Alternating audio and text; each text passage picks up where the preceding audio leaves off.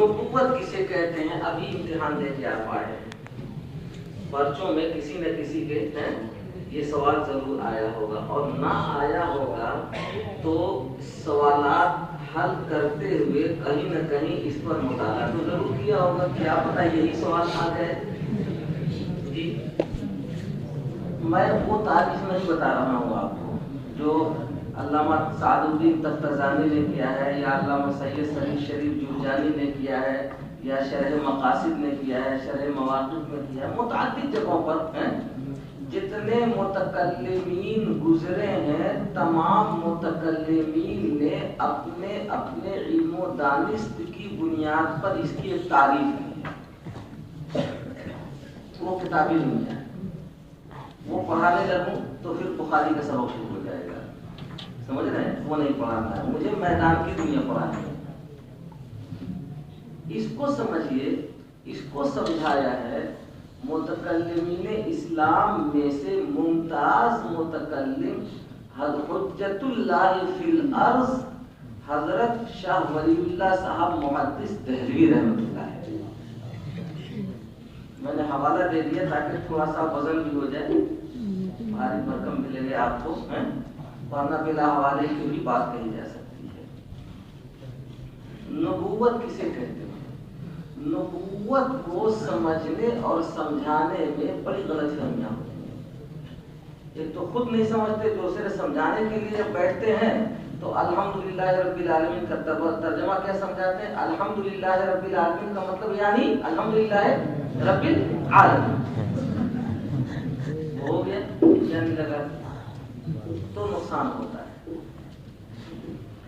نبوت کو سمجھنے کے لیے آپ اپنے جسم پر غور کیجئے تو دو چیزیں آپ کو نظر آئیں گی۔ یہ آپ کا جسم مرکب ہے روح اور ڈھانچے سے، دونوں الگ الگ چیزیں ہیں، دونوں کی ابتدا الگ، دونوں کی انتہا الگ، دونوں کے معمولات الگ، دونوں کے معاملات الگ، دونوں بالکل ایک دوسرے کے ضد ہیں۔ روح آئی ہے اللہ کے پاس سے اور جائے گی کہاں؟ ارجعی الی ربک راضیۃ مرضیہ۔ ڈھانچہ اسے بنایا اللہ تعالیٰ نے زمین سے، اور یہ جائے گا کہاں ڈھانچہ؟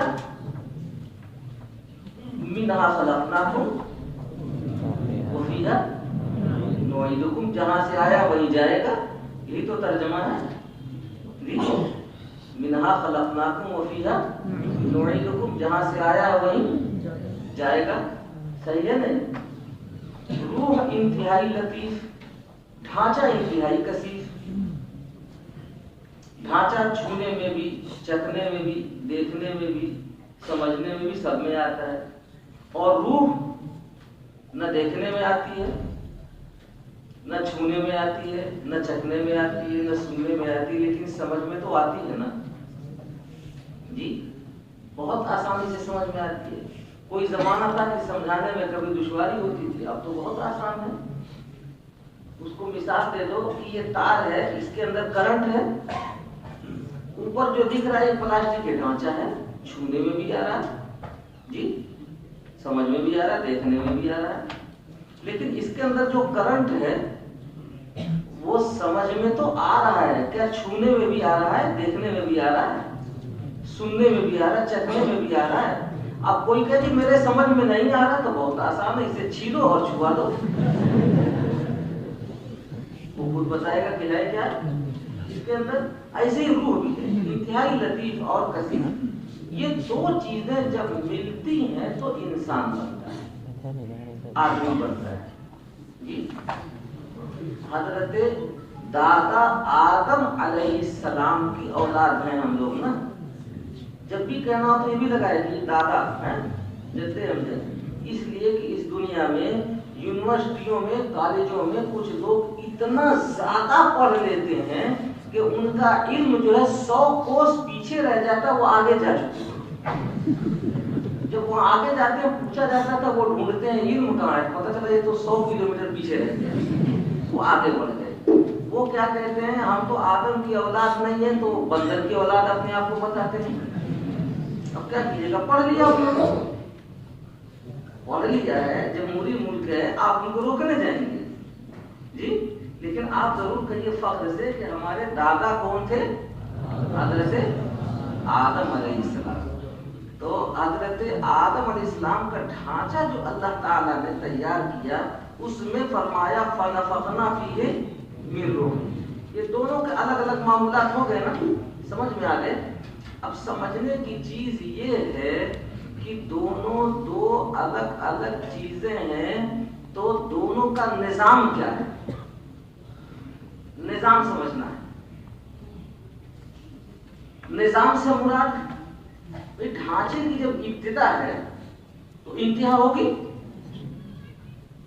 ابتدا ہے، انتہا تک پہنچنے کے درمیان میں یہ جو پیریڈ ہے اس میں اس کا نظام کیا ہے؟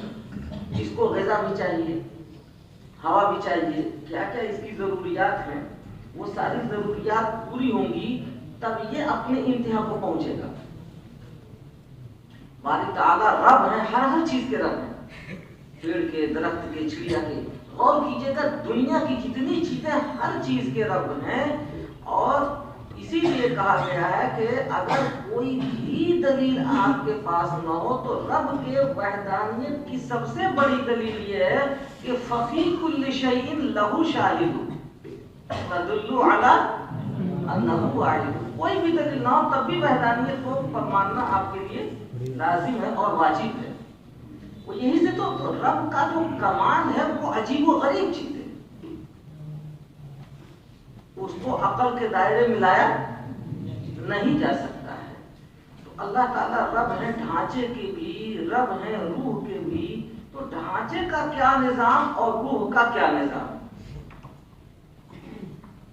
ڈھانچے کا نظام دیکھیے بہت آسان ہے اور سمجھ میں بھی آتا ہے کہ جب تک عقل نہیں آئی ہوئی ہوتی تو سارا نظام ماں باپ کے سپرد ہوتا ہے، اور جب عقل آ جاتی ہے تو سارا نظام عقل کے سپرد ہو جاتا ہے. آپ جب پیدا ہوئے تھے تو ایک الارم آپ بجاتے تھے، ہر ضرورت آپ کی پوری ہو جاتی تھی. قدرت کا نظام. اور پوری دنیا میں ایک ہی گھنٹی. ایسا کبھی نہیں ہوا ہوگا کہ انڈیا میں پیدا ہونے کی وجہ سے ہندی میں آپ نے الارم بجایا ہوگا اور کوئی انگلینڈ میں ہے تو وہ انگریزی میں رو رہا ہوگا جی. ایک ہی گھنٹی ہے لیکن ضرورت سب کی پوری ہوتی ہے. ماں باپ سمجھ جاتے ہیں اس کی ضرورت کیا ہے اور وہ پوری کرتے ہیں. جب ضرورت پوری کرتے ہیں تبھی یہ ڈھانچہ غذا لے کے آگے بڑھتا ہے. اور بڑھتے بڑھتے پھر آپ 5 سال کے ہو جاتے ہیں، پھر 6 سال کے ہو جاتے ہیں. جیسے کہ اس سال آپ جو ہے 20 سال کے، 25 سال کے ہو گئے ہیں، 15 سال کے ہو گئے ہیں جی. لیکن جب آپ 2 سال کے تھے، 2.5 سال کے تھے، عقل نہیں تھی آپ میں، تو جیسے ہی گھنٹی آپ کی بجتی تھی آپ کی ضرورت پوری ہو جاتی تھی. اب 6 سال کے بعد اگر آپ نے وہ گھنٹی بجائی تو پھر اماں آپ کے اوپر گھنٹا بجائے گی اور 2 چھاپڑ مارے گی کہ یہاں پانی کی ضرورت ہے، پیاس لگ رہی ہے تو رکھا ہوا پانی پیتے کیوں نہیں ہو، رو کیوں رہے ہو. کھانے کی ضرورت ہے تو کھاتے کیوں نہیں ہو، رو کیوں رہے ہو. عقل نہیں ہے تمہارے پاس، رکھا ہوا تو ہے. یہی ہوتا ہے. پہلے گھنٹی بجتی تھی تو ضرورت پوری ہوتی تھی، اور عقل آنے کے بعد جب گھنٹی بجتی ہے تو گھنٹہ بجنے لگتا ہے اوپر سے کہ عقل نہیں ہے کیا تمہارے پاس. یہ نظام آپ کے سمجھ میں آیا جی. اور اسی نظام کے اوپر پھر یہ ڈھانچہ آگے بڑھتا ہے. اب آپ کو سردی لگ رہی ہے، گرمی لگ رہی ہے، پانی پینا ہے، جوس پینا ہے، کھانا ہے، سونا ہے، کیا کچھ کرنا ہے سب عقل آپ کو بتائیے. لیکن ایک چیز اور بھی پر بھی غور رہے آپ کی کہ یہ عقل جو آئی ہے یہ خود بھی بہت لطیف ہے. عقل جو آئی ہے خود بھی بہت لطیف ہے. اگر کوئی کہے 1 کلو عقل لاؤ خرید کے، لائیں گے آپ جی. لیکن سمجھ میں آ رہی ہے کہ نہیں آ رہی کہ عقل ہے آپ میں؟ آ رہی ہے. یہ خود بھی بہت لطیف ہے. اب مجھے بتانا یہ کہ ڈھانچے کا تو نظام یہ ہے، پتہ یہ چلا کہ عقل کا دائرہ کار یہ ڈھانچہ ہے انسانی چیز میں، یہ تو سمجھ میں آ گیا۔ عقل کا دائرہ کار انسانی چیز میں، عقل ہی بتاتی ہے کہ اس وقت میں چاول کھانا ہے یا روٹی، آپ کو پانی پینا ہے یا کھانا، سونا ہے یا جگنا ہے، دھوپ میں بیٹھنا ہے سائے میں بیٹھنا ہے، موٹا کپڑا پہننا، باریک پہننا، کالا پہننا، گورا پہننا، عقل ہی آپ کو بتاتی ہے۔ ڈھانچے کا نظام یہ ہے تو روح کا بھی تو کوئی نظام ہوگا نا، کہ روح کو بھی غذا ملے، اس کی بھی ابتدا ہے، تو بالغی بڑھوتری ہوتے ہوتے ہوتے ہوتے اور وہ بھی اپنے رب کے پاس جانے کے لیے جہاں جانا وہاں چلی جائے، اس کی بھی ابتدا اس کی بھی انتہا۔ آپ غور کریں گے تو معلوم یہ ہوگا کہ روح کی غذا کے لیے، روح کی بالغی اور بڑھوتری کے لیے، روح کی تازگی کے لیے اللہ تعالیٰ نے جو نظام بنایا ہے اسی نظام کا نام نبوت ہے۔ نبی جب آتا ہے ہمیشہ روح کی غذا لے کے آتا ہے، نبی آتا ہے تو کہتا ہے دیکھو نماز پڑھنا فائدہ، تمہاری روح کو اس سے تقویت ملے گی، تازگی ملے گی، اللہ کے پاس جانے کے لیے تیار ہوگی۔ نبی آتا ہے تو بتاتا ہے چوری مت کرنا، نقصان تمہاری روح پسمردہ ہوگی، تمہاری روح اپنے خدا کے پاس جہاں سے آئی وہاں جانے کے لیے تیار نہیں ہوگی۔ نبی آتا ہے تو جتنے احکامات، جتنے فرمودات پیغامات لاتا ہے، سارے احکامات و فرمودات وہ سب غذا سے، روح کی غذا سے متعلق ہوتے ہیں۔ اسی کا نام آپ کہیں قرآن رکھتے ہیں، اسی کا نام کہیں حدیث رکھتے ہیں، اسی کا نام کہیں فقہ و فتاوی رکھتے ہیں، اسی کا نام شریعت رکھتے ہیں، اسی کا نام دین رکھتے ہیں، اسی کا نام اسلام رکھتے ہیں، اسی کا نام مذہب رکھتے ہیں، جو چاہے آپ نام رکھتے چلے جائیے درجہ بدرجہ، لیکن خلاصہ آپ کو یہ لگے گا کہ روح کے لیے جو غذائی نظم و انتظام اللہ تعالیٰ کی جانب سے، اس غذائی نظم و انتظام کا نام ہے نبوت، اور اس کے لانے والے کو کہتے ہیں نبی۔ لکھو نہیں، پہلے سمجھو، سمجھو گے نہیں تو پھر بھٹکو گے۔ روح کے لیے جو غذائی نظم و انتظام ہے اس نظم و انتظام کا نام ہے نبوت، اور لانے والے کو کہتے ہیں نبی۔ اب یہ بات اگر آپ کے دماغ میں اتر گئی، سمجھ میں آ گئی، تو پتہ یہ چلا کہ عقل کا جو دائرہ کار تھا وہ کیا تھا؟ ڈھانچہ، اور نبی کی جو نبوت کا دائرہ کار ہے وہ کیا ہے؟ روح، اور ڈھانچہ نہیں ہے، ڈھانچہ بھی ہے، ڈھانچہ بھی ہے۔ جہاں کہیں روح متاثر ہوگی ڈھانچے کے واسطے سے تو نبی کی نبوت وہاں بھی چلے گی۔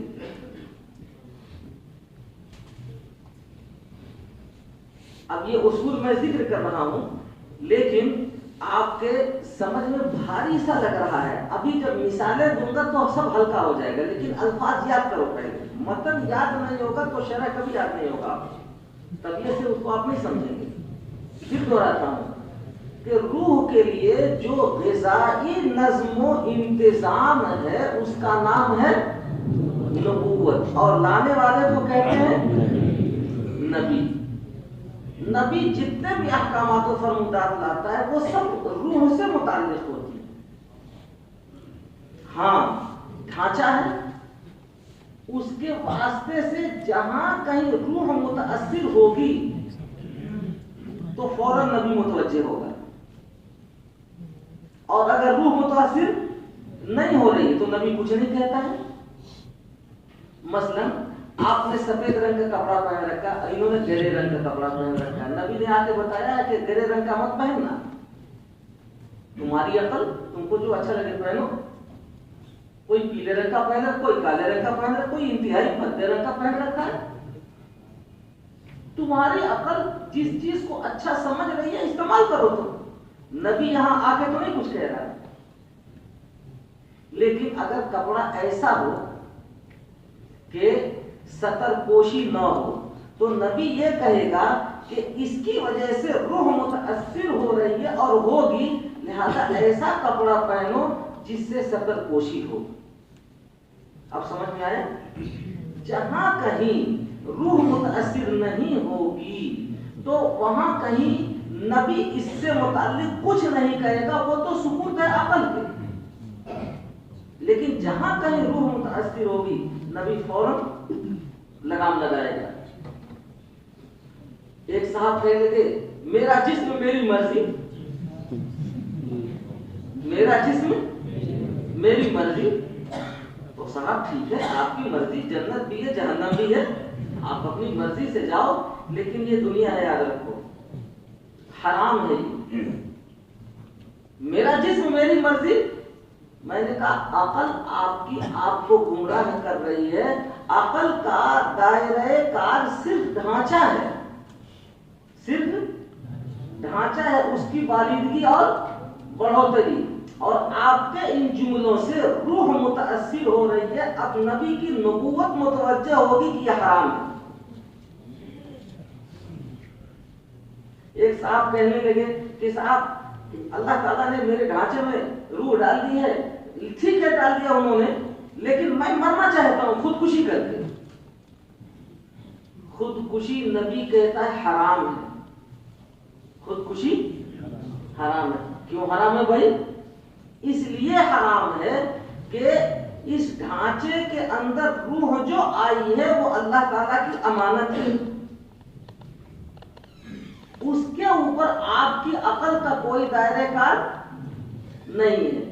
अकल आपकी आपको गुमराह कर रही है, उसका दायरे कार ढांचा है, नबूवत नहीं है। तो नबी आके कहता ये हराम है। क्यों हराम है? इसलिए कि अगर आपने अपने ढांचे के ऊपर अपनी अकल को इस्तेमाल किया और गलत इस्तेमाल किया, इसलिए हराम है कि रूह मुतासिर होगी।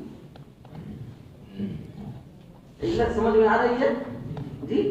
तो इस तरह से आपके जहन में ये उसूल बैठ गया, तो अब जो नतीजा निकालना है मुझे बहुत आसानी से निकाल सकता हूं मैं, और आपके समझ में भी ये बात आ रही होगी कि जितने फितने पैदा होते हैं, जितने फितने पैदा होते हैं वो यहीं से पैदा होते हैं।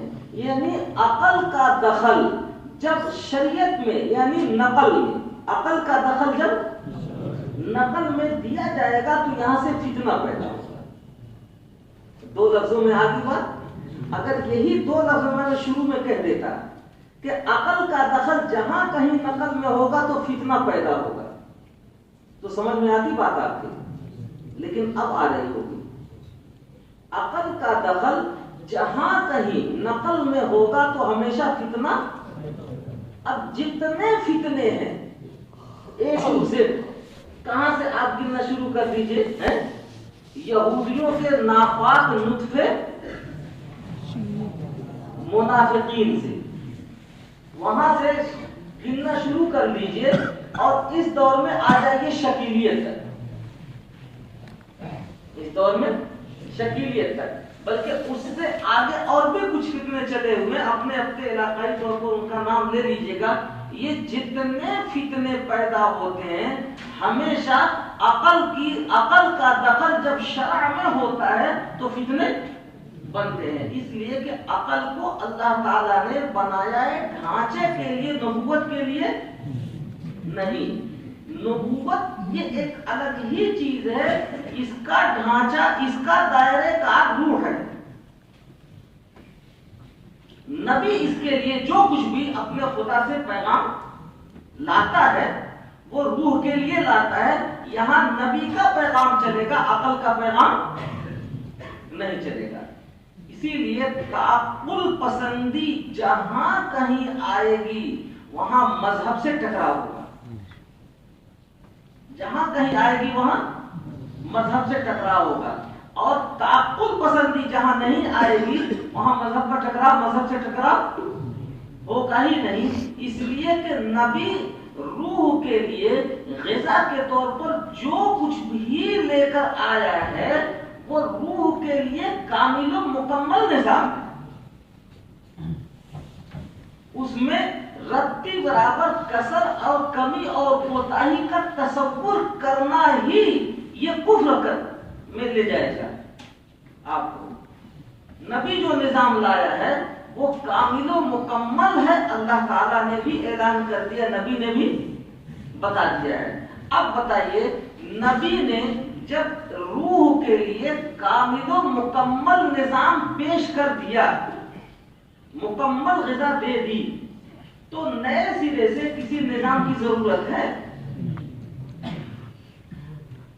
جتنے بھی فتنے آتے ہیں وہ سب حملہ آور ہوتے ہیں سب سے پہلے کہاں؟ وہ جگہ اب آپ کے سمجھ میں آ گئی. وہ سب سے پہلے حملہ آور ہوتے ہیں نبی کی نبوت پر. جب نبوت پر حملہ آور ہوتے ہیں تب وہ فتنے بنتے ہیں. مثلا بدعتی آئے گا تو وہ یہ کہے گا کہ نبی جو غذا لائے تھے ابھی اس میں کمی رہ گئی تھی, میں اس میں کچھ اضافہ کر رہا ہوں, تو وہ بدعتی بن جائے گا. اسی کو آپ بدعت کہتے ہیں جی. قادیانی آئے گا تو وہ یہ کہے گا کہ نبی کی نبوت نعوذ باللہ من ذالک اس میں کچھ کسر کمی رہ گئی تھی, اس کو پورا کرنے کے لیے اللہ نے مجھے بھیجا ہے. ضرورت ہے جی. جب نبی کامل و مکمل نظام لے کر آئے ہیں تو اب اس میں ضرورت کسی نئی چیز کی کہاں سے کہاں تک رہ جاتی ہے. روح کے لیے جن جن مراحل سے گزر کر یہ نظام مکمل ہوا ہے, ایسا کامل و مکمل نظام ہے کہ اللہ تعالیٰ نے یہ بتا دیا کہ قیامت تک روح کے لیے اب نیا نظام کوئی لانے والا نہیں ہوگا. نبی پاک صلی اللہ علیہ وسلم نے اپنی ذات کے بارے میں بھی فرمایا اور یہ کہا کہ دیکھو میں آخری نبی ہوں. کیا مطلب آخری نبی ہوگا؟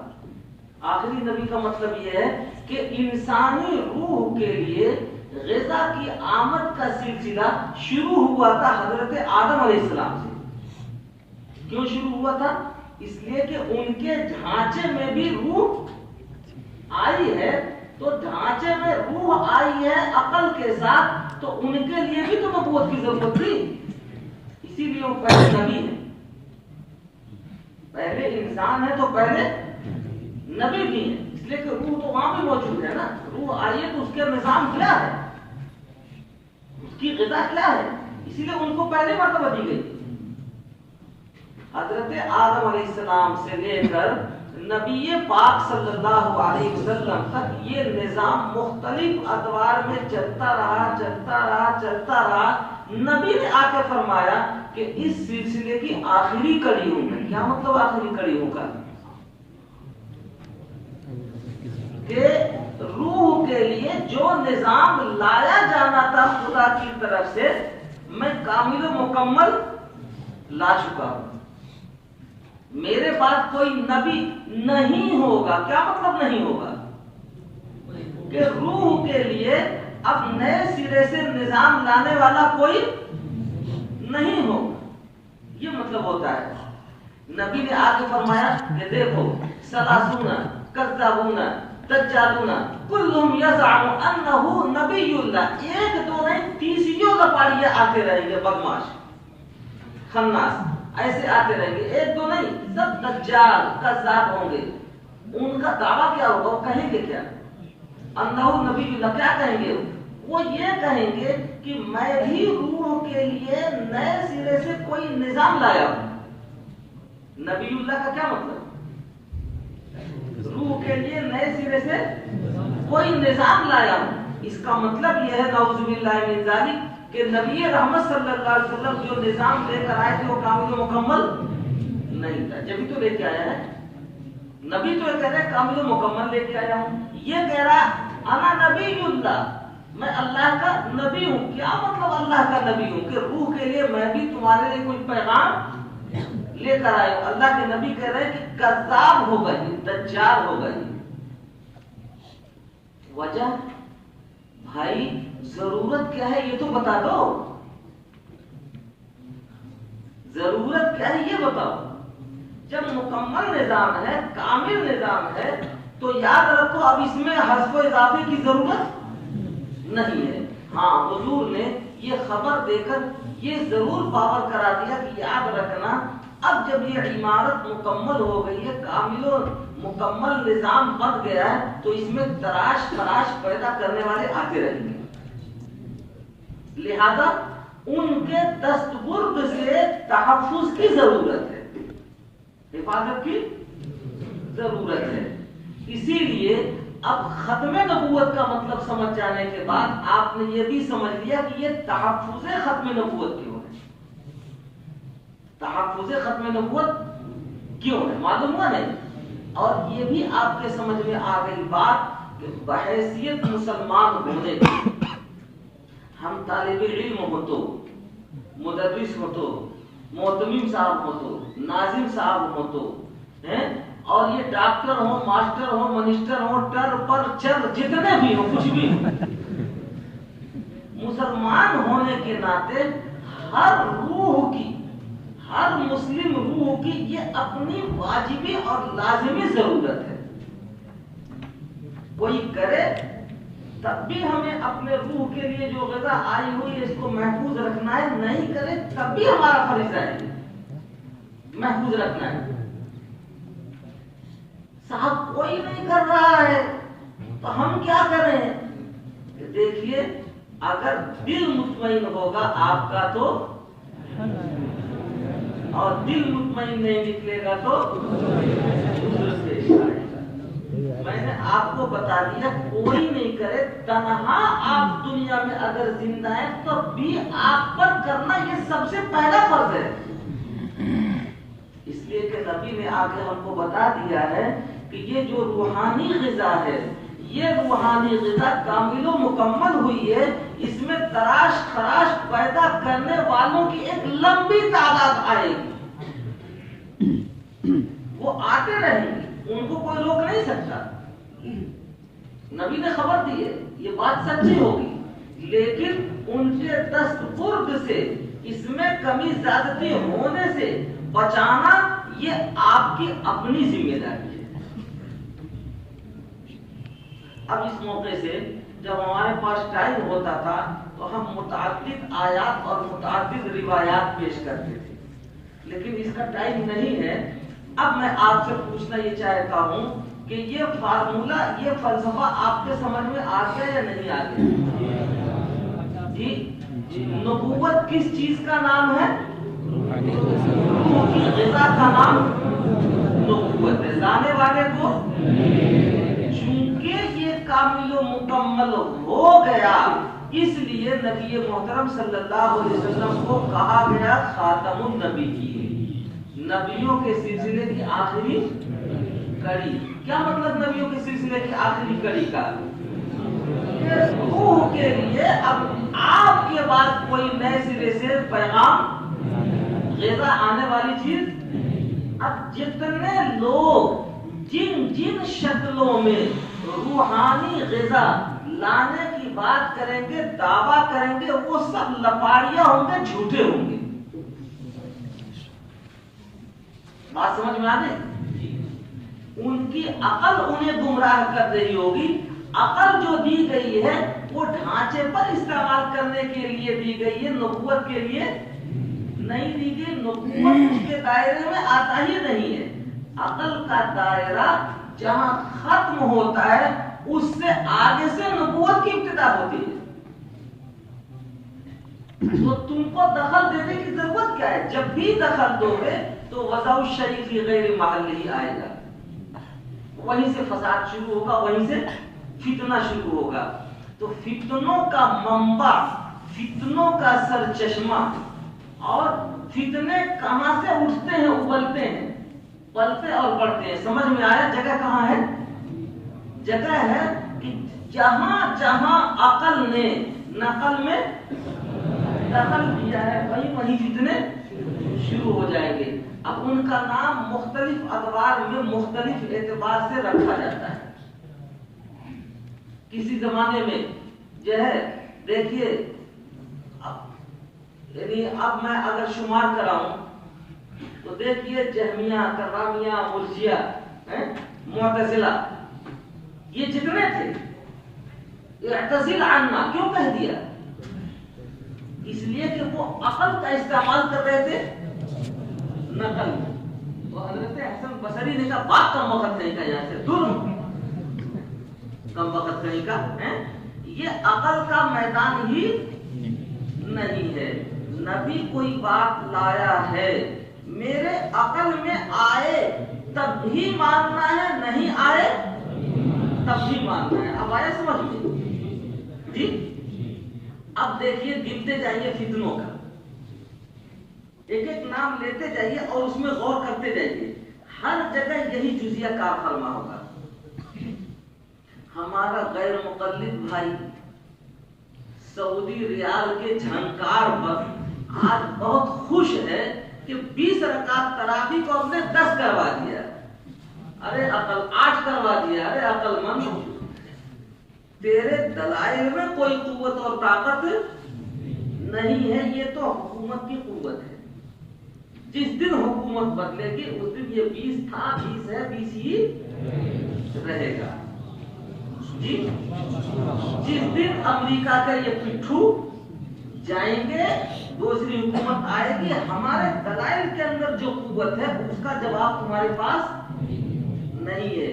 نبی نے آ کے بتایا یہ روح کی غذا ہے. اب تم دلائل کے اعتبار سے متاثر نہیں کر سکتے ہو تو حکومت کی طاقت لے کے متاثر کر رہے ہو، اتنا ہی تو ہے. تو یہ تمہیں مبارک ہو. اللہ کا شکر ہے ہمیں ہمارے پاس جو قوت اور طاقت ہے وہ کس چیز کی ہے؟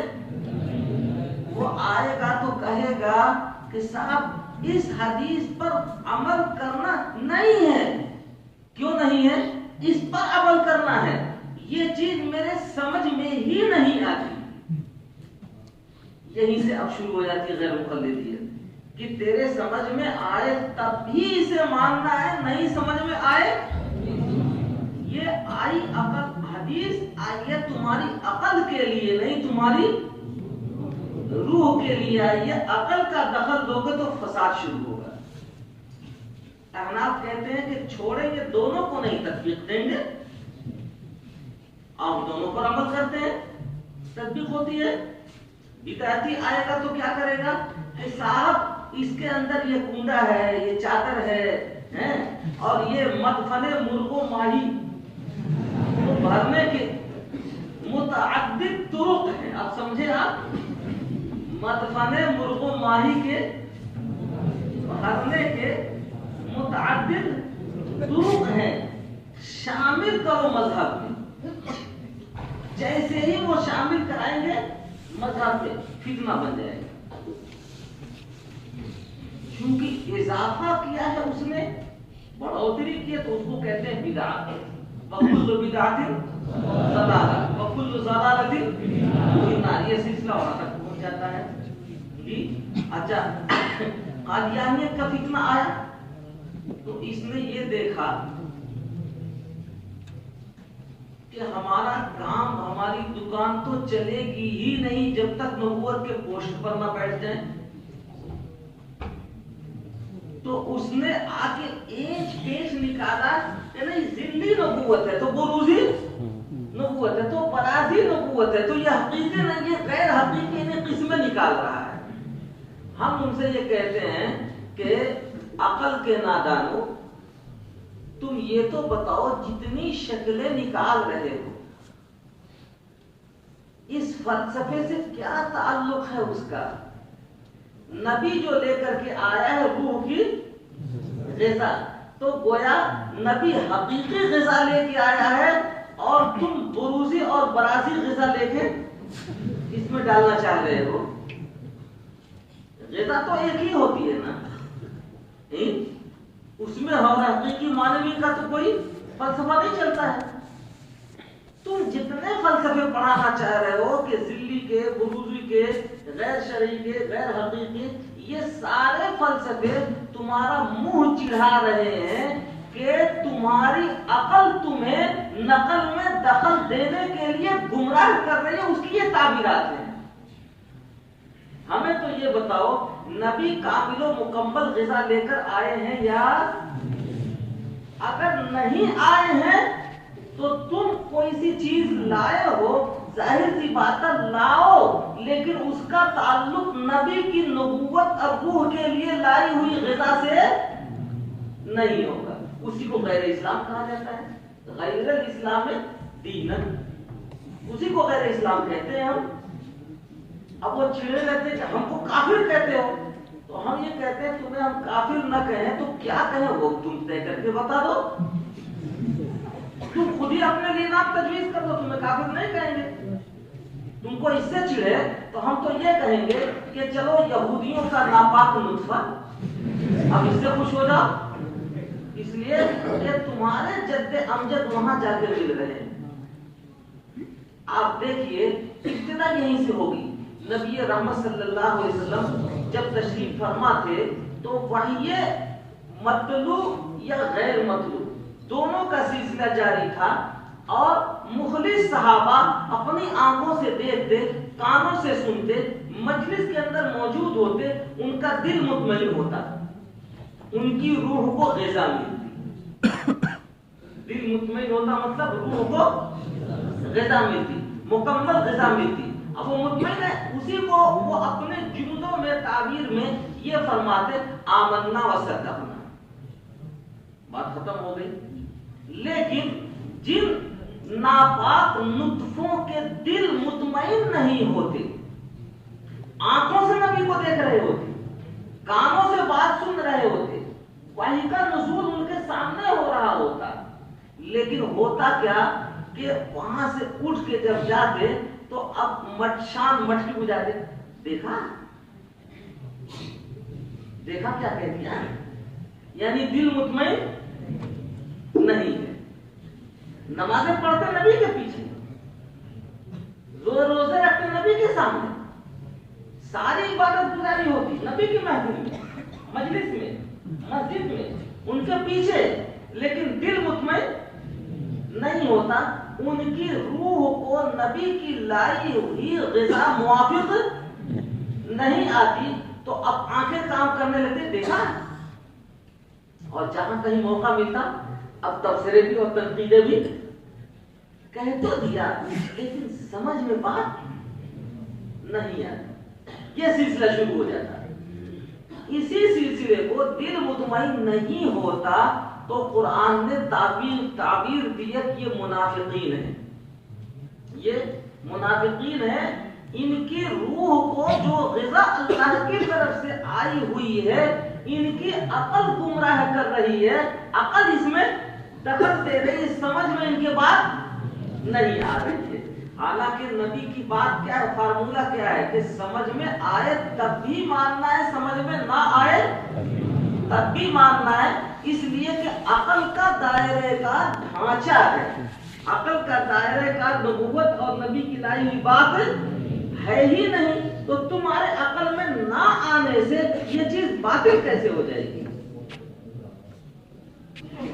اسی لیے علم کلام کا پہلا ہی اصول یہ ہے کہ کوئی سی چیز تمہارے سمجھ میں نہ آئے تو سمجھ میں نہ آنے سے وہ اس کے باطل ہونے کی دلیل نہیں ہے۔ علم کلام کا یہ اصول ہے کہ کوئی چیز عقل میں نہ آنے سے اس کے باطل ہونے کی دلیل نہیں ہے۔ تمہاری عقل گمراہ کر سکتی ہے، نبی نے جو چیز دی ہوئی ہے اس کے اندر کسی قسم کی کوتاہی اور کمی نہیں ہو سکتی ہے، یہ ہے فارمولہ۔ اب آپ کے سمجھ میں کئی باتیں دمادم میں نے گزار دی، آپ پھر غور کیجئے، اسے یاد کیجئے کہ فتنوں کی ابتدا کہاں سے ہو رہی ہے؟ عقل کا نقل میں دخل دینے سے ہو رہی ہے۔ عقل کا دائرہ کار کیا ہے؟ ڈھانچہ ہے، نبی کی روح لائی ہوئی تعلیمات نہیں ہے۔ اس سے کیا نتیجہ نکلا؟ جب بھی کوئی یہ بات کہے کہ صاحب شریعت کا یہ حکم، شریعت کا یہ مسئلہ، شریعت کی یہ بات، نبی کی لائی ہوئی یہ حدیث یا قرآن کی یہ آیت، یعنی جتنی بھی تعبیرات آپ لمبی سے لمبی کرتے چلے جائیے، اگر کوئی یہ کہتا ہے یہ بات میرے سمجھ میں نہیں آتی، جیسے ہی وہ یہ کہتا ہے کہ میرے سمجھ میں نہیں آتی، تو کیا پتا چلا کہ اس کا آپ حل کہاں ڈھونڈیں گے؟ اس کا حل کہاں ڈھونڈیں گے؟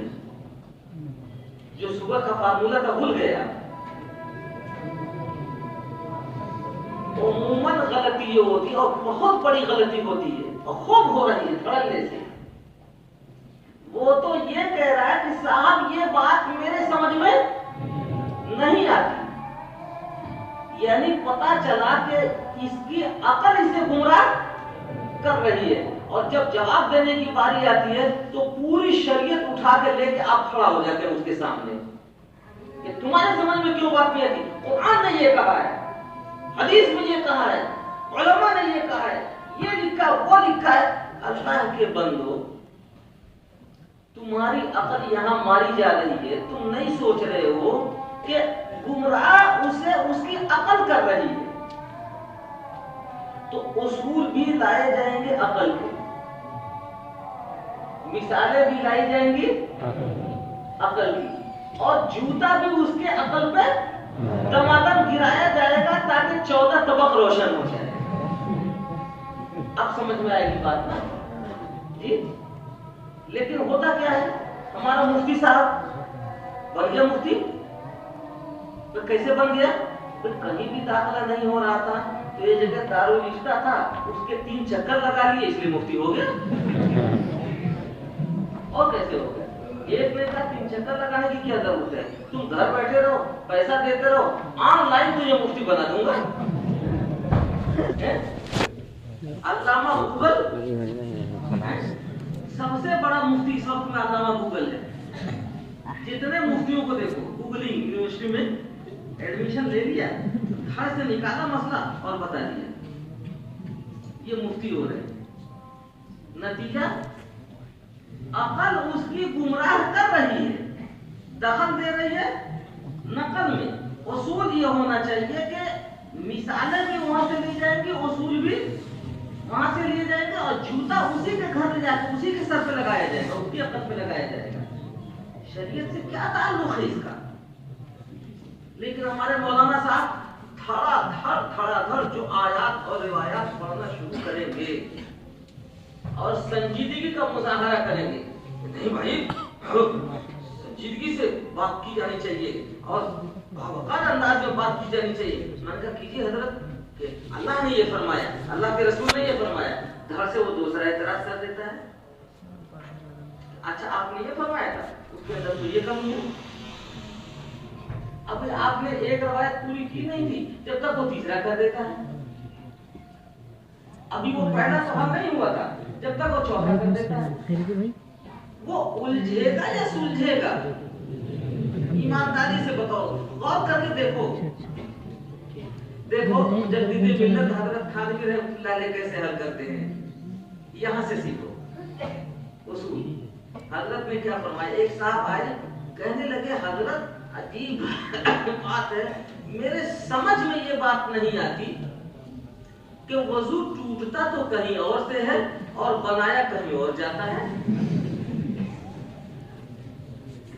حضرت نے فرمایا اچھا یہ بات سمجھ میں آپ کے نہیں آئی؟ جی کہنے لگے بالکل صحیح کہا آپ نے، وہ مسئلہ آپ کے سمجھ میں نہیں آیا، ایک اور مسئلہ ہے جو میرے سمجھ میں نہیں آیا۔ وہ کیا ہے؟ حضرت نے فرمایا کہ سمجھ میں یہ بات نہیں آئی کہ اللہ تعالیٰ نے یہ ناک آپ کی یہاں منہ کے پاس کیوں دے دی؟ بہتر یہ تھا یہاں پشت پہ دے دیتے، پیچھے دے دیتے، اس لیے کہ بدبو کا خروج تو پیچھے سے ہوتا ہے، وہاں ہوتی تو معلوم ہوتا، یہاں کیوں دے دیا؟ وہ مسئلہ آپ کے سمجھ میں نہیں آیا اور یہ مسئلہ میرے سمجھ میں نہیں آیا، اس کو حل کر دیجیے۔ तो क्या फरमाते हैं, ये तो अल्लाह ताला का निजाम ऐसे ही बनाया है। हजरत ने फरमाया कि उल्लू के पट्टे वो शरीयत का निजाम है, नबी ने ऐसा ही बताया। तेरे समझ में आए तब भी मानना है, नहीं समझ में आए तब भी मानना। इसमें कैसे तुमने मान लिया कि नाक यहाँ है यहाँ के बजाय, यहाँ कैसे मान लिया? उसूल आया समझ में जी, मजबूत पेटेंट है। अब ये उसूल जब तक 2-3 मिसालें नहीं दूंगा तो आपके जहन में उतरेगा नहीं, भाग जाएगा। क्योंकि ताबीरात लिखना जाने नहीं आप लिखिएगा, जब शोर मचाते हैं आप तो लिखने का टाइम होता है, लेकिन आप शोर मचाने में लगे रहते हैं। लिखने का वो टाइम होता है, यहाँ से जाके आप लिखिए। नहीं लिख पाए, जैसे आइए 10-5 मिनट पहले फौरन लिखना शुरू कीजिए। क़य्यदुल इल्म बिल किताबत है, क़य्यदुल वहम बिल किताबत नहीं है। और इल्म कब होता है? इल्म होता है जब आपके इदराक में आ जाए, अल हाज़िर इंदल मुदरी, तब इल्म होता है ना। ये तो इधर से सुन रहे हैं, इधर आप लिख रहे हैं। अब उसने लिख दिया कि दिल्ली में कुतुब मीनार है, आप लिख रहे हैं कि दिल्ली में कुत्ता बीमार है। फिर आप सवाल लेके आएंगे कि बिल्कुल हजरत समझ में बात नहीं है कि दिल्ली में कुत्ता। अरे भाई मैंने कहा था दिल्ली में कुतुब मीनार है, इसलिए ये कदम इधर चल रहा है और दिमाग उधर चल रहा है, ये गलती होती है। अब इसको एक उसूल से, जो मेरे साथ तो हमेशा ही अल्लाह का शुक्र है, अल्लाह की तरफ हर दम ये वाक़या पेश आता रहता है, कुछ न कुछ, और बेशुमार वाक़या मेरी जिंदगी में आए। अल्लाह का शुक्र है, अल्लाह का करम है, जो मुझे रहनुमा उसूल मिला वो यहाँ से मिला। एक प्रोफेसर साहब आए,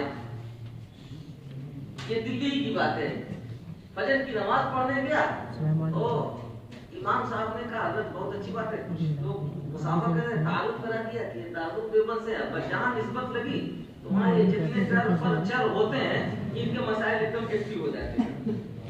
तो कहने का हज़रत एक मेरा मसला है, जरा आप उसे भी हल कर दे। मैंने कहा बता दूंगा, हल कर दूंगा। अब मुसाफा करते करते मैं आगे बढ़ने लगा, निकलने लगा, मस्जिद के बाहर गया, जब जूता पहनने लगा तो फिर कहने लगा हज़रत तो मेरा मसला। मैंने कहा आइए बता दूंगा। अब जूता पहन के अभी 2-4 कदम चला नहीं था, मैंने इमाम से कहा भैया हलक सुबह पहले चाय पीना, उसके बाद फिर मसाइल करेंगे, सुबह सुबह का टाइम है। तो भागे हुए इमाम साहब अपने कमरे की तरफ लेके जा रहे थे, अभी 4 कदम चला फिर इन्होंने टोक दिया, कहते तो मसला बता दीजिए। मैं खड़ा हो गया, मैंने कहा ये बताइए कि आपका कितना कर्ज मैंने खाया, जो मसला आपने पूछा तो वही बताना मेरे लिए जरूरी है, कितना कर्ज खाया मैंने आपका। अब जितने वहां खड़े थे 2-4-6 एकदम से सिर पिटा गए। मैंने कहा अच्छा मैंने नहीं खाया तो इमाम को कितना कर्ज खिलाया है आपने? इमाम साहब ने ताल्लुक कराया है, गलती हो गई, मुझे ताल्लुक करा दिया कि जहां आपने मसला पूछ लिया वहीं बताना मेरे लिए फर्ज है। नहीं ठीक है हज़रत, आप अपनी जरूरत से फारिग हो गए। मैंने कहा आपका तो वक्त है, मेरा कोई वक्त ही नहीं है। जो मसला जहां रात के 11 बजे हज़रत ये मसला बता दीजिएगा, और मौलवी फालतू बैठा हुआ होता है इस काम के लिए एकदम से। देखो दीनी मसाइल बताना यकीनन कार्य सवाब है, लेकिन पब्लिक का मिजाज इतना बिगड़ गया है, इतना बिगड़ गया है कि इसीलिए वो मसला पूछना नहीं उसका मकसद है, उसका मकसद तो मसाले के नाम से मसाइल पैदा करना है, तमाशा बनाना है। वो आपसे पूछेगा, फिर दूसरे से पूछेगा, फिर तीसरे से पूछेगा। दलील अगर मसला उसको पेश आता और हल करना होता तो जब वो मसला पेश आया उसी वक्त में आपके पास आता, लेकिन ऐसा नहीं, वो तो वहीं से खून घुमा रहा है, हज़रत मेरा मसला हल कर दीजिए। और आप इतने संजीदा, इतने मुतमईन, इतने नेक बन जाते हैं कि उसी वक्त में हल करना शुरू कर देते हैं। आपसे सुन के फिर दूसरे से पूछेगा, फिर तीसरे से, तो तमाशा बनाया होता रहता है। मैंने फटकार लगाई एकदम, मैंने कहा चलिए आइए। कमरे में पहुंचे, कहने लगे कि अब मैंने कहा बोलिए अब क्या मसला है? कहने लगे नहीं पहले चाय पी लीजिए। तो मैंने कहा नहीं आपका कर्जा खाया है ना आपने, इसीलिए फौरन हल करना। मैंने कहा इमाम साहब आप भी बैठ गया, चाय बाद में पी जाएगी, पहले इसका मसला हल करो। अब कहने लगे कि मेरे समझ में ये बात नहीं आई हजरत कि कुरान में ये लिखा है, हदीस में ये लिखा है, और एक आलिम साहब आए तो उन्होंने ये बयान किया, तो मेरे समझ में ही ये बात नहीं आती कि ये सही है, ये सही है या ये सही है। अब हल ये कहाँ किया जाएगा? उसूल याद आया? कहाँ हल किया जाएगा जी? उसूल भी वहीं से लिए जाएंगे, मिसालें भी वहीं से ली जाएंगे, और उन्हीं का जूता उन्हीं के सर लगाना है, तब ये समझ में आएगा इसकी। तो मैंने उनका इंट्रोडक्शन चाहा, ताल कहने लगे ये रिटायर्ड प्रोफेसर हैं, रिटायर हो गए हैं। तो मैंने कहा इमाम साहब से, मैंने कहा अच्छा माशाअल्लाह रिटायर हो गए प्रोफेसर साहब, फिर तो अगर ये मसला समझ में नहीं आया आपके फिर तो सही है, समझ में नहीं आया आपके फिर तो सही है। अब कुछ भी नहीं उसके समझ में आ रहा, इमाम की भी नहीं समझ में आ रहा, कह रहा कि हजरत इसको हल कर दीजिए, क्या मैं भी नहीं समझा। मैंने कहा भाई मैं कह तो रहा हूँ कि प्रोफेसर साहब के समझ में ये मसाइल नहीं आए, कुरान में ये, हदीस में ये, आलिम ने ये कह दिया, नहीं समझ में आया, फिर तो अच्छी बात है, ठीक तो है। अगर समझ में आ जाता, ये मसाइल समझ में आ जाते, तब मेरे लिए तशवीश का बाइस होता। समझ में नहीं आया तो कोई फिक्र की बात नहीं है, कोई तशवीश की बात नहीं, तो अच्छी बात है। समझ में नहीं आया, अभी भी नहीं अकल पहुंच रही है जहां ले जा रहा हूं मैं। 2-3 दफा कह के मैंने कहा अच्छा नहीं समझे तो फिर अब समझिए, फिर मैं दूसरे अंदाज से समझाता हूँ।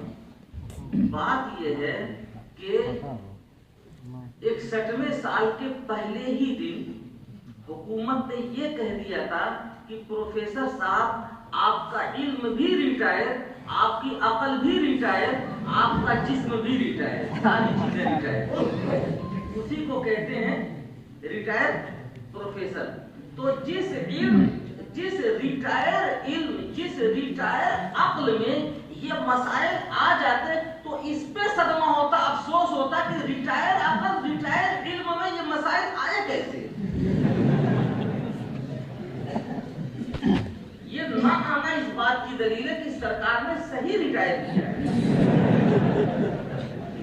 और उस रिटायर अकल से आप कुरान समझना चाहते हैं, रिटायर इल्म से हदीस समझना चाहते हैं, उस रिटायर फहम से आप जो है दीनी मसाइल समझना चाहते हैं। तो ये मेरे समझ में बात नहीं आती, कैसे समझना चाह रहे हैं आप? बात माकूल है नहीं। मैं इजहारन लितशक्कुर अर्ज कर रहा हूँ कि फजर की नमाज के बाद साहब जो उनको गर्मी आई है, उम्मीद ये है कि किसी मौलवी को देख के उनका भूत भागेगा, कभी मसला पैदा नहीं होगा, हल खुद ब खुद हो जाएगा।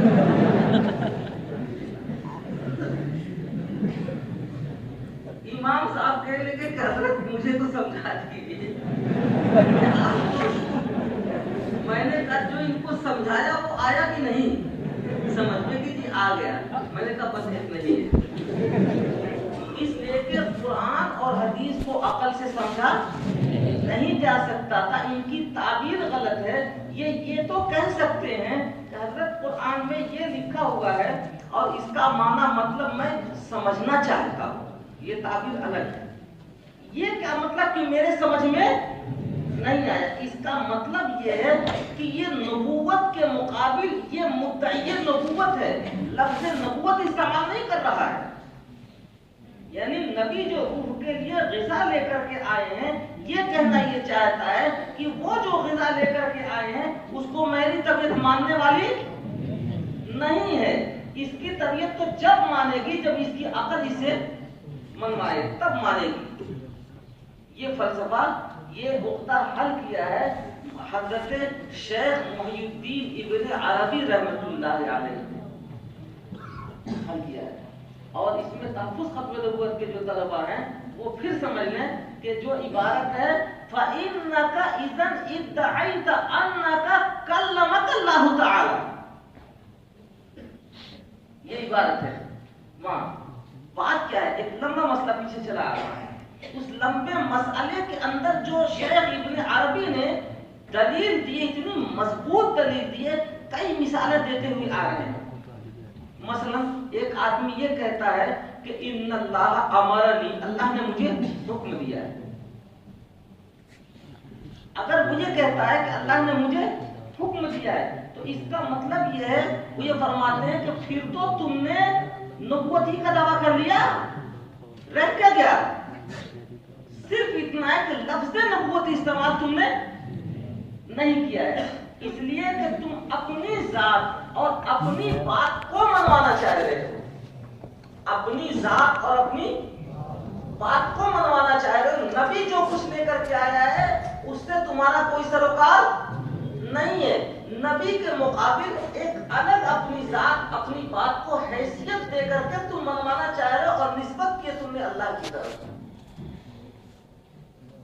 तो उस वक्त तो तुमने दावा तो कर लिया, फर्क सिर्फ इतना है कि तलबीस की धोखा दिया कि लफ्ज़ नबूवत इस्तेमाल इसलिए नहीं किया कि लोग झूठे रह के उसी वक्त दुरुस्त करना शुरू कर देंगे।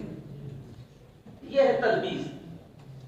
इसी तरह से जब तुम अपनी अकल की तरफ मुहव्वल कर रहे हो कि ये बात मेरे समझ में नहीं आई, नबी के हुक्म के सामने अकल का हवाला देने का क्या मतलब है?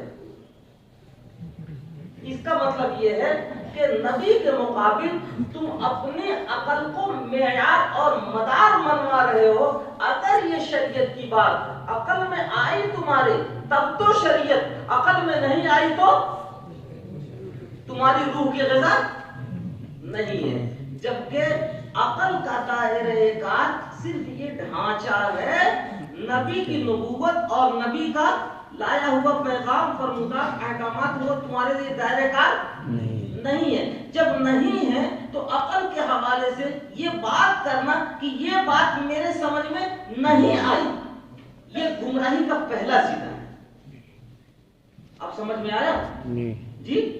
लेकिन ये उसूल है और ये उसूल आपके समझ में आ तो गया, अभी जब बाहर निकलेंगे हवा लगेगी तो वो कहां चला जाएगा कुछ पता नहीं चलेगा। अब मैं इसको बांध दूं जी, ये कभी निकले ना, कहीं जाए ना। यही है बात कि जब तक उसूल की मिसाल नहीं आएगी तो जब तक ये चीज हवा की तरह रहती, कभी आएगी कभी रहेगी कभी उड़ जाएगी। इस मसले को हल करते हैं हजरत थानवी नव्वरल्लाहु मरकज़हू, और बहुत अच्छे अंदाज में हल करते हैं। और वो ये कहते हैं कि देखो, मुखबिरे सादिक की खबर, मुखबिरे जब भी अकल और नकल का टकराव होगा।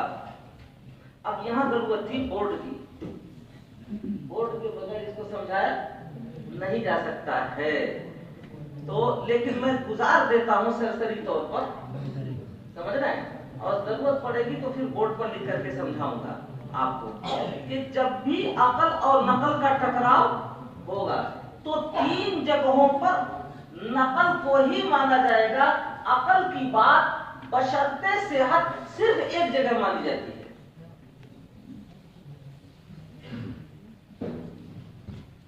मान लीजिए अकल और नकल दोनों कतई हैं, दोनों कतई हैं, तो याद रखिए अकल और नकल दोनों कामिल हैं तो कभी टकराव हो ही नहीं सकता। इसलिए कि रूह की जो ग़िज़ा आई हुई है ऐसी हो ही नहीं सकती है कि जो हमारी अकल में ना आए, ऐसा हो ही नहीं सकता है, मुमकिन ही नहीं है, हो ही नहीं सकता है। तो दोनों कतई हैं तो जाहिर सी बात है अमल दोनों पर हो गया, और दोनों ज़न्नी है तो अमल किया जाएगा नकल के ऊपर, इसलिए कि अकल यहाँ गुमराह कर सकती है। दो मसला हल हो गया जी। मान लीजिए कि नकल ज़न्नी, नकल कतई और अकल ज़न्नी, तो कतई तो तय हो गया। جی صرف ایک شکل ہے کہ عقلی قطعی ہو اور نقلی ظنی ہو. تو پہلے ظنی کے اوپر غور و فکر کیا جائے گا کہ اس کے متبادل میں کوئی اور سی چیزیں ہیں یا نہیں. کوئی سی بھی چیز نظر نہیں آ رہی ہے آپ کو اس شرط کے ساتھ, اور پھر عقلی بہت قطعی ہے, مستحکم ہے, تو وہاں عقل کے اوپر نقل کا لگام لگا کے ہی اس کو اجازت دی جائے گی کہ یہاں عقل پر عمل کرو, لیکن نقل کا لگام لگا ہوا رہے گا. کیا مطلب؟ عقل میں تو بات نہیں آ رہی ہے, لیکن نقل کا جب لگام لگا ہوا رہے گا تو اگر ضعیف سے ضعیف, کمزور سے کمزور, بشرطے کہ وہ حدیث ہو, وہ ضعیف نہ ہو, اگر ثابت ہو گئی تو یاد رکھو عمل اسی کے اوپر کیا جائے گا. تطبیق ایسی دی جائے گی, چونکہ یہاں عقل قطعی ہے تو تطبیق ایسی دی جائے گی کہ اس نقل کا بھی احترام باقی رہے. اس کی مثالیں بے شمار مثالیں ہیں, جہاں اس کو ذکر کروں گا تو آپ بہتے ہوئے چلے جائیں گے. میں تو ذکر یہ کر رہا تھا کہ اس کو آپ کی عقل میں اس طرح ہمیں باندھ دینا ہے کہ کہیں جائے نہیں. بھوپال میں گیا ایک مسئلہ حل کرنے کے لیے, قادیانیوں کو محلے والوں نے مسجد سے نکال دیا اور ان کو کافی گھوشت کر دیا, کہا کم وقت کہیں سے قدم نہیں رکھنا. انہوں نے جا کے FIR درج کروایا, 14 دھارے اس پہ لگوا دیے. میں گیا وہاں اور ہائی کورٹ کے 10 وکلا تھے. میں نے کہا یہ مقدمہ ہے, اسے جیتنا ہے. 10 کے 10 نے انکار کر دیا کہ ایسا نہیں ہو سکتا, جیتا نہیں جا سکتا. کیوں؟ اس لیے کہ ملکی قوانین کے دائرے میں ایسی کوئی سی چیز نہیں آتی ہے. ہم نے کہا دیکھو ہماری شریعت کی کوئی سی چیز ایسی ہو ہی نہیں سکتی ہے جو عقل کے خلاف ہو اور ہمارے ملک کے قوانین کے خلاف ہو. اگر ایسا کوئی سی چیز ثابت ہو جاتی ہے تو تمہارے اوپر لازم ہے وہ قانون بدلوانا. شریعت نہیں بدلی جائے گی, قانون بدلے گا. اور قانون کے دائرے میں یہ چیز نہیں آتی ہے, یہ چیز بھی میرے سمجھ میں نہیں آتی. تمہاری عقل یہاں تمہیں گمراہ کر رہی ہے. اپنے علم کا مطالعہ کرو, کہیں نہ کہیں ہوگا ضرور, اس کے نظائر تلاش کرو. وہاں انکار کر دیا ان لوگوں نے. پھر ایک دوسری جگہ گیا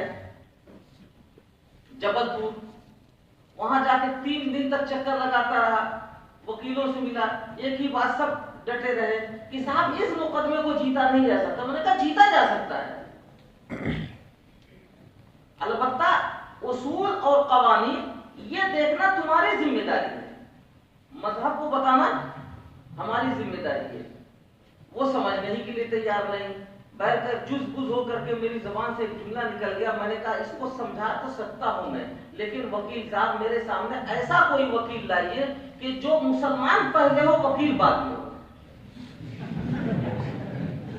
اب یہ آگ لگ گئی ان کو, لیکن میں آپ کو مسلمان نہیں دکھ رہا ہوں. میں نے کہا کہ آپ کے مسلمانیت پر میں شک نہیں لا رہا ہوں, بحث نہیں کر رہا ہوں. میں نے جو بات کہی ہے وہ لائیے. تو مسلمان پہلے ہو وکیل بعد میں ہو, تو اس کو جیتا جا سکتا ہے. اب آگ لگ گئی ان کو. کہنے کہ چلیے آپ مجھے سمجھائیے, لیکن یہاں بار کونسل میں یہاں تو موقع نہیں ہے, آپ گھر آئیے وہاں آ کے سمجھائیے مجھے. میں نے کہا ٹھیک گھر آؤں گا. 3:30 بجے گرمیوں کے دن, اور وہ میرے سامنے ہی اپنی 4 پہیے کی گاڑی پہ نکلے, 2-4 اور وکیلوں کو لیا اور مجھے ایڈریس دیا, اور میں بسوں میں رکشے میں دھکا کھاتے ہوئے جھوٹتے ہوئے ان کے گھر پہنچا مغرب کے ٹائم. نماز پڑھی, بیٹھ گئے. وہاں بیٹھتے ہوئے بھی انہوں نے مذاق اڑایا. کہیں گے دیکھیے مولانا تو یہ کہہ رہے ہیں یہ مولوی صاحب کہ پہلے مسلمان لاؤ, مسلمان پہلے ہو وکیل بعد میں ہو. اب میں پتہ نہیں کیا ہوں ان کی نظر میں. بولیے سمجھائیے آپ مجھے. میں نے ان کو سمجھانا شروع کیا کہ بات یہ ہے کہ ان مسلمانوں نے مدعی نبوت کو مسجد سے نکالا ہے, یہ مدعی نبوت کے پیروکار کو نکالا ہے. بات کیا ہے؟ صرف یہ ہے کہ ہمارے نبی پاک صلی اللہ علیہ وسلم کی یہ توہین کر رہے ہیں. یہ کہہ رہے ہیں کہ نبی روح کے لیے جو بھی غذا لے کر کے آئے ہیں وہ کامل و مکمل غذا نہیں ہے, ناقص ہے, نئے سرے سے میں لے کر کے آیا ہوں. اس کو مانو تب تمہاری نجات، تب تمہاری روح کو پالیدگی اور بڑھوتری ملے گی۔ تو مسلمانوں نے یہ کہا کہ جو کامل و مکمل غذا ہمارے پاس پہلے سے موجود ہے، تو یہ تم چیتڑا لے کر کے ہماری مسجد میں کہاں سے آ رہے ہو؟ یہ تو ناپاک اور نجس کوئی سی چیز ہو سکتی ہے باہر کی، ہمارے اندر کی کوئی سی چیز نہیں ہے، اس لیے انہوں نے نکال دیا ہے کہ تمہاری نماز ہمارے پیچھے نہیں ہو سکتی، ہماری نماز تمہارے پیچھے نہیں ہو سکتی، ہم جہاں پڑھیں گے وہاں تم نماز نہیں پڑھ سکتے ہو، اس لیے کہ ہمارا برتن، ہماری روح، ہماری غذا وہ تو کامل و مکمل ہے۔ یہ ناقص چیتڑا لا کر کے اس میں گھسیڑنا چاہتے ہیں۔ تو مسلمانوں نے صرف یہ کہا ہے کہ اس میں ہمارے نبی کی توہین ہے، تم دھوکہ دے رہے ہو، ہمارے نبی کی توہین کر رہے ہو، یہ باتیں کہہ کر کے، لہذا توہین کر کے ہمارے نبی کے نام سے نسبت کی طرف جو مسجد لگی ہوئی ہے اس میں تم نماز نہیں پڑھ سکتے ہو۔ اب یہ سب باتیں میں نے اسی طرح سے کچھ الٹی سیدھی سمجھائی، 15-20 منٹ بھی زیادہ سے زیادہ گزرے نہ ہوں گے، میں پورے اطمینان اور وقار سے میں آپ کو سنا رہا ہوں، اللہ کا شکر ہے 15-20 منٹ بھی نہیں گزرے ہوں گے، کہنے لگے کہ مولانا صاحب اب میرے سمجھ میں آ گئی بات، اور صحیح ہے، اب میں پہلے مسلمان ہوں بعد میں وکیل ہوں، یہ مقدمہ لڑنا یہ تو میری ضرورت ہے، یہ تو شکریہ ہے آپ کا جو آپ لے کر آئے ہیں۔ میں نے کہا وکیل صاحب وہاں بھی ایک مثال میں نے دے دی تھی اور آپ نے عملاً ثابت کر دیا تھا کہ وہاں وکیل پہلے آپ تھے، مسلمان بعد میں تھے، ورنہ یہ مقدمہ آپ کا تھا لیکن میں آپ کے گھر آیا ہوں، آپ اپنی گاڑی میں مجھے لے کر آتے اپنے ساتھ، لیکن وہاں آپ پہلے وکیل تھے، مسلمان بعد میں تھے، تو میری حیثیت ایک کلائنٹ کی آپ کے سمجھ میں آ رہی تھی کہ یہ گراہک ہے، میں گراہک بن کے نہیں آیا ہوں، میں تو آپ کا درد ہے جو آپ کے دل میں اتارنے آیا ہوں، کہ ایک شخص ہماری مسجد میں آ کے یہ کہہ رہا ہے کہ تمہارا نبی جو غذا لایا ناقص ہے، اور وہ منوانا چاہ رہے ہیں، تعبیر یہ دے رہا ہے۔ اب آپ بتائیے کہ اگر اسی طرح سے یہ چلتا رہے گا، یہ دین رہے گا، مذہب رہے گا؟ نہیں۔ ہم نے کہا تو پھر آپ مسلمان ہیں تو پہلی آپ کی ضرورت ہے، سب سے ضرورت پہلے آپ کی ہے۔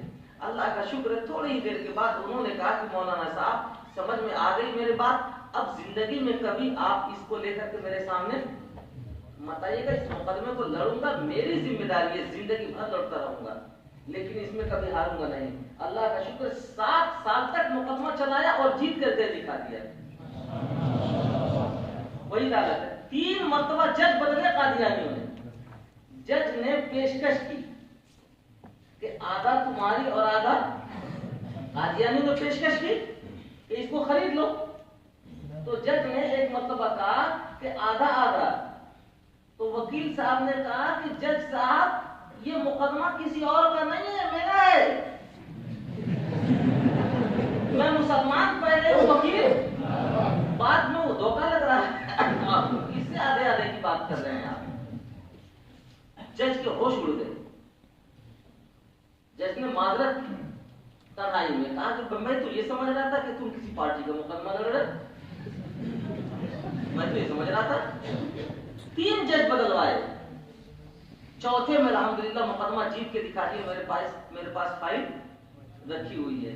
بہرحال مجھے یہ مثال دینی تھی اس بنیاد پر کہ دیکھیے ہمارے نبی کی لائی ہوئی غذا کبھی عقل کے خلاف ہو جائے ایسا ہو ہی نہیں سکتا، دنیا کے کسی قانون کے خلاف ہو جائے ایسا ہو ہی نہیں سکتا، قانون جو بنا ہوا ہوگا اس میں سکم ہوگا، اس لیے کہ عقل والوں نے بنایا اس کی تبدیلی ہوگی، ہماری شریعت میں تبدیلی نہیں ہوگی۔ یہی فلسفہ جب حضرت علامہ کشمیری رحمۃ اللہ علیہ نے جج کے سامنے پیش کیا تو جج کرسیوں پر بیٹھے بیٹھے اچھل جاتا تھا اور کہتا تھا شریعت تو پہلے بھی میں نے سمجھا تھا، لیکن جیسا سمجھنا چاہیے تھا ویسا میرے سمجھ میں نہیں آئی تھی بات، اس لیے کہ دلائل تو میرے بھی سامنے سے گزرے تھے، لیکن پہلے میں جج ہوتا تھا، مسلمان بعد میں ہوتا تھا، اب مسلمان پہلے ہوں، جج بعد میں، ہر چیز سمجھ میں آتی تھی۔ ہمارے نبی کی لائی ہوئی کوئی بات عقل کے خلاف ہو ہی